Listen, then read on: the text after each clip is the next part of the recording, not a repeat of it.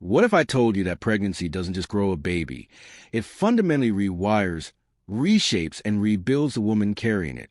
That by the end of 9 months, she has a different brain, a bigger heart, foreign DNA living in her organs, and cells from her child that will stay in her body for the rest of her life? Stick with me, because by the time we get to week 36, your jaw will be on the floor. At a time most women don't even know they're pregnant yet. But an absolute storm has already begun inside their body. By week 4, a hormone called HCG, human chorionic gonadotropin, is flooding the bloodstream. This is a hormone pregnancy test detect. But what it's actually doing is sending an emergency signal to the ovaries. Don't release another egg. We have a situation. By week 6, the heart has already increased its output by 20%, not because of exercise. Not because of stress, just because a cluster of cells the size of a lentil demanded it. But here's the thing that stops scientists cold. Fetal cells are already crossing into the mother's bloodstream.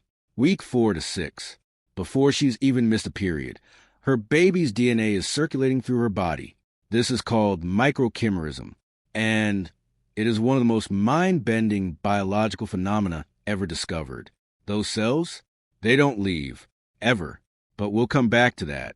The most fascinating thing about this stage is that the body is already choosing this baby, chemically, hormonally, immunologically, before the mother has made a single conscious decision. Here's something your biology teacher probably never told you. Your immune system's entire job is to find foreign invaders and destroy them. Bacteria, viruses, anything with DNA that isn't yours. Eliminated. That's the deal. So here's the problem.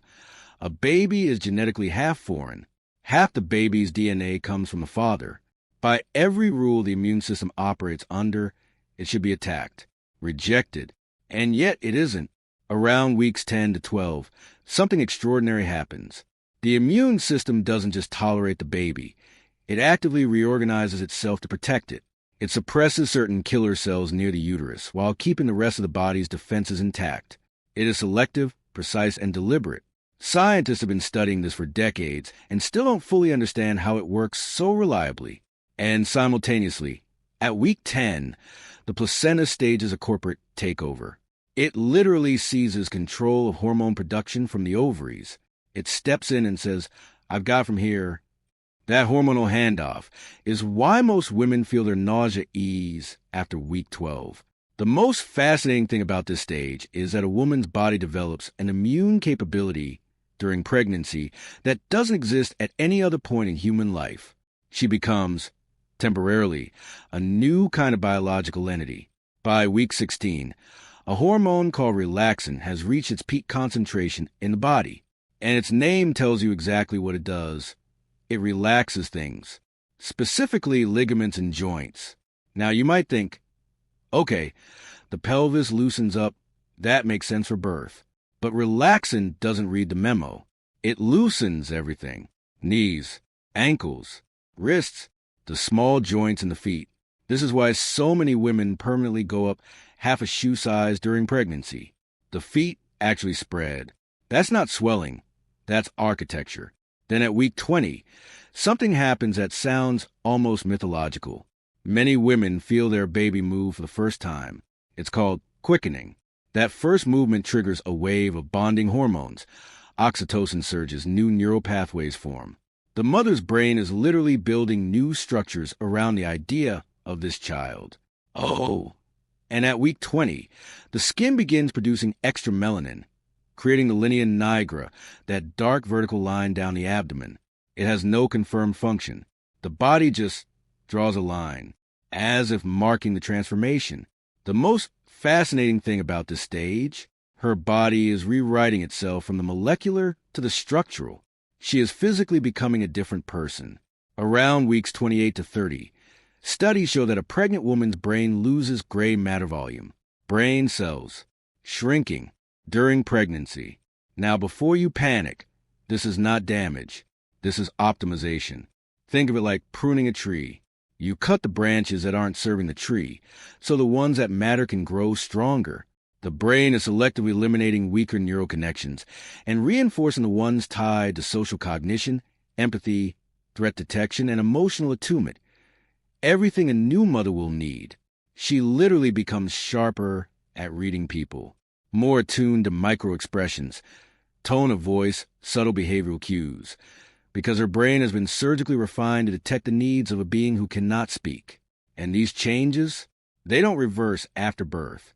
Studies have found they persist for at least 2 years postpartum. Some researchers believe they're permanent. The most fascinating thing about this stage is that pregnancy doesn't just change what a woman carries in her body. It changes how she thinks, perceives, and connects with the world. Forever. All right, I told you we'd get here. Week 36. And I need you to understand everything we've talked about so far, the immune reprogramming, the brain restructuring, the heart expanding, all of it has been building to this. By week 36, the body has been in quiet preparation mode for months. And then, almost like a switch flips, everything accelerates. First, the baby drops. In a process called lightning, the baby descends into the pelvis, engaging with the birth canal. The mother can suddenly breathe easier because there's less pressure on the lungs. But the trade-off? Intense, immediate pelvic pressure. Walking changes. Sitting changes. Everything south of the navel feels like it's carrying a bowling ball, because it essentially is. Then, the cervix begins to dissolve. The timing varies widely for every individual. In a process called cervical ripening, the collagen fibers that have held the cervix firm and closed for 9 months begin to break down. Enzymes flood the tissue. The cervix softens from the consistency of a nose to the consistency of a lip. This is a controlled, biochemically orchestrated demolition, and it can take days or weeks, quietly happening while the woman goes about her life. Simultaneously, relaxin surges again. The pelvic joints that were already loosened months ago now loosen further.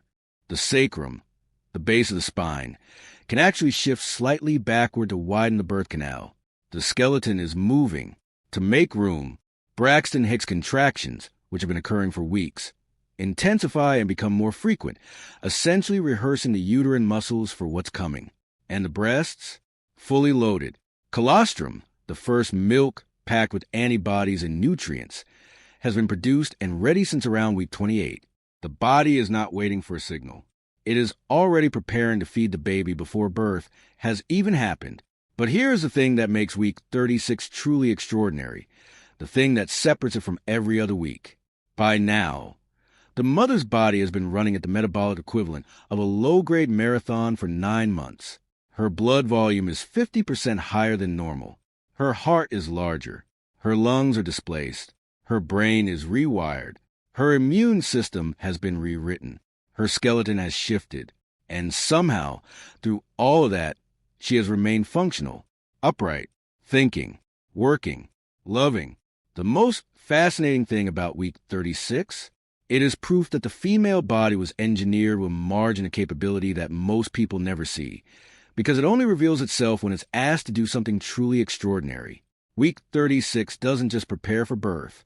It reveals what the body was always capable of. At week 37, a baby is officially classified as full term. But here's the fascinating part. The mother's body has been quietly running a final systems check. The placenta, which has been the baby's life support system for 9 months, begins to show signs of calcification. Doctors can see it on ultrasound. Small white deposits forming across its surface. This isn't decay. It's scheduled obsolescence. The placenta was never built to last forever. It was built to last exactly long enough. And by week 37, it knows its job is almost done. By week 38, the cervix, sealed shut for 9 months by a thick mucus plug, begins its final transformation. This is called ripening, and it's driven by enzymes breaking down collagen fibers in a process that is, biologically speaking, a controlled demolition. Many women lose their mucus plug around this time, sometimes in one piece, sometimes gradually. It can happen days or even weeks before labor. The body doesn't work on the calendar schedule. It works on its own. By week 39, the brain sends a signal. Researchers believe the trigger for labor doesn't actually come from the mother's body. It comes from the baby's brain. As the baby's lungs mature and reach a critical threshold of readiness, they release a surfactant protein that signals the placenta, which in turn signals the mother's body, I'm ready. Let's go. Let that sink in. The baby decides when it's time to be born. At the same time, the mother's body increases production of oxytocin receptors in the uterus. By some estimates, up to 100 times more receptors than earlier in pregnancy. The uterus is essentially making itself maximally sensitive to the hormone that will soon drive labor contractions. By week 40, the textbook due date, though only about 5% of babies actually arrive on this exact day. Everything converges at once. The cervix is ripe. The oxytocin receptors are primed. The baby's lungs have signaled readiness. The placenta has reached the end of its functional lifespan. Relaxin has loosened the pelvis to its maximum capacity. The uterus has rehearsed thousands of practice contractions. And then, triggered by a hormonal cascade scientists still don't fully understand, true labor begins. The uterus, contract with force capable of opening a cervix from completely closed to 10 centimeters dilated, wide enough for a human head to pass through. After birth, when the baby has arrived and the hormones stabilize and the body slowly returns to something resembling its former self, one thing never reverses. Those fetal cells that began crossing into the mother's bloodstream at week 4, they found a home. They embedded in her heart, her liver, her kidneys, her brain, and they stayed. Scientists have found fetal cells in women 38 years after their last pregnancy, living, integrated, functioning. In some studies, these cells appear to migrate to damaged tissue, clustering around wounds, tumors, sites of inflammation, as if the child cells are trying to heal the mother who carried them. Every woman who has been pregnant is, for the rest of her life, a chimera, carrying cells with a different genetic identity, woven permanently into her biology. She is never, in any measurable scientific sense, alone in her own body again. And maybe that's the most fascinating thing of all. Pregnancy doesn't just produce a child. It permanently transforms the person who carries one. She comes out the other side with a bigger heart, literally a rewired brain, foreign DNA in her organs, and the cellular memory of a life she grew. The body doesn't forget. It never forgets. And neither, it turns out, does the science.